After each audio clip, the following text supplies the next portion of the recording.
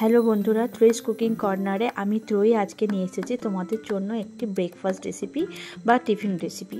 তোমরা অনায়াসে এটা সকাল সন্ধ্যে যে কোনো সময়ে এটা ট্রাই করতে পারো। ভীষণ সুন্দর হয়েছিল। তো এইটার নাম ঠিক আমি দিতে পারবো না, এটা জাস্ট আমার মগজ থেকে বেরিয়েছে। তো এটার নাম আমি নিজেই দিয়েছি অদ্ভুত ধোসা। অদ্ভুত কেন এটা দেখো, কেন অদ্ভুত সেটা তোমরা শেষ অবধি ভিডিওটা দেখলেই বুঝতে পারবে এর নামটা কেন অদ্ভুত। তো প্রথমে কি করলাম, বিরির ডাল ভিজিয়ে রেখেছি, সাথে আমরা 2 কোয়া আদা, কাঁচা লঙ্কা আর বিটরুট হয়, বিটের হাফ অংশ আমি কেটে একটু জল দিয়ে এটাকে মিক্সিতে আমি পেস্ট করে নিয়েছি। দেখো মিক্সিতে পেস্ট করে নিতে কত সুন্দর একটা পিঙ্কিশ ভাব চলে এসছে। আমার নামও পেট নাম যদিও পিঙ্কি, সেই জন্য পিঙ্কিশ নাম। তো এইটা দেখো বাজরা আটা নয়, কিন্তু এইটা হচ্ছে রাগি আটা। তো রাগি আটা দিয়ে তো তোমরা জানি না কে কী খাও, তো আমার মনে হলো যে এইভাবে করলে এটা ভীষণ সুন্দর হতে পারে। এর নাম দিয়েছি আমি অদ্ভুত। তো কেন অদ্ভুত সেটাও দেখো। তো এই যে বিটরুট যে পেস্ট করা যে ব্যাপারটা ছিল, ওই ব্যাটারটা দিয়ে আমি আটাটা দিয়ে একটু লবণ, একটু সামান্য খাবার সোডা দিয়ে আমরা জল দিয়ে এটাকে মেখে নেব। আমরা প্রথমেই অনেকটা পরিমাণ জল দিয়ে দেব না, কেন এটা আস্তে আস্তে জলটা ও শোক করে নেয়। তো ওই জন্য প্রথমে জল দিয়ে দিলে বুঝতে পারবো না, যার জন্য বারে বারে এক কাপ করে জল দেওয়া হচ্ছে। দেখো টাইট হলো।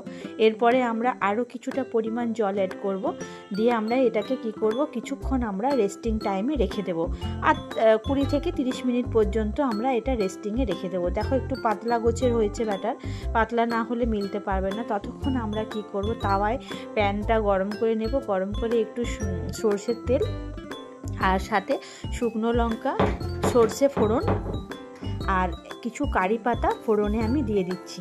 যেহেতু আমি ধোসা নাম দিয়েছি, তো দিয়ে দিচ্ছি। দিয়ে দেওয়ার পর পেঁয়াজ কুচো করে রেখেছি একটি, আর সাথে কাঁচা লঙ্কাটাও কুচো করে রেখেছি। তো পেঁয়াজ কাঁচা লঙ্কাটা নরম হওয়া পর্যন্ত আমরা একটু ভেজে নেব।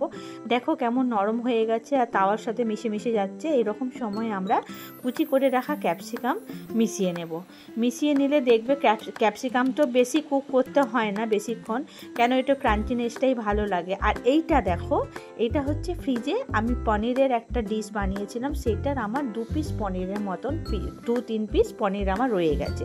তোমরা চাইলে ফ্রেশ পনিরও করতে পারো, কিন্তু এইভাবে তরকারি থেকে যাওয়া ডিশকে আবার একটা নিত্য নতুন রূপ দেওয়াকে এটা ভীষণ সুন্দর হয়। আর এরপরে মিশিয়ে নেওয়ার পর দেখো বাটিতে আলু কিছু রাখা আছে, এটাও আমার ফ্রিজে পড়ে থাকা একটা তরকারি। তো বলতে বাধা নেই, আমি জিনিস নষ্ট করি না। তো ওই আলুর তরকারি দিয়ে পনিরের তরকারি সব মিলে মিশিয়ে একাকার, আর ভীষণ একটা অনবদ্য একটা টেস্ট হয়েছিল, ভীষণ সুন্দর হয়েছিল, যার জন্যই আমি নামটা দিয়েছি অদ্ভুত। আর যেহেতু ধোসা মিলবো সেহেতু ধোসা। তো এবারে বোঝা গেল কেন অদ্ভুত নামটা। ফ্রিজের মধ্যে থাকা এক তরকারি আরেক রূপ নিয়ে নিল। তো এটা যখনই জলটা শুকনো শুকনো হয়ে যাবে, এইরকম অবস্থায় এভারেস্টের যে সাম্বর মশলা আছে, যেটা দিয়ে আমরা সাউথ ইন্ডিয়ান ডিশ প্রিপেয়ার করি, তো সেই মশলাটা দিয়ে আরও কিছুক্ষণ নাড়াচাড়া করে একদম যখন দেখবো ভাজা ভাজা হয়ে গেছে, খুঁচিয়ে দেখো আমি এটা নামিয়ে নেব। এর মধ্যে যে আলুর দমের রেসিপি ছিল আমার ওটা বাড়িতে, তো তার জন্য ওটা মটরশুঁটি মশলা সব তো ছিল, যার জন্য বেশি কিছু মশলা দেওয়ার কোনো প্রয়োজন নেই। এভারেস্টের সম্বর মশলাটা দিলেই ওটা ভীষণ সুন্দর হয়ে যায়। এই রকম অবস্থায় কি করব, আমরা তাওয়াটা পরিষ্কার করে নিয়ে শুকনো ছোলার ডাল, এটাকে আমরা শুকনো তাওয়ায় কিছুক্ষণ নেড়ে নেব।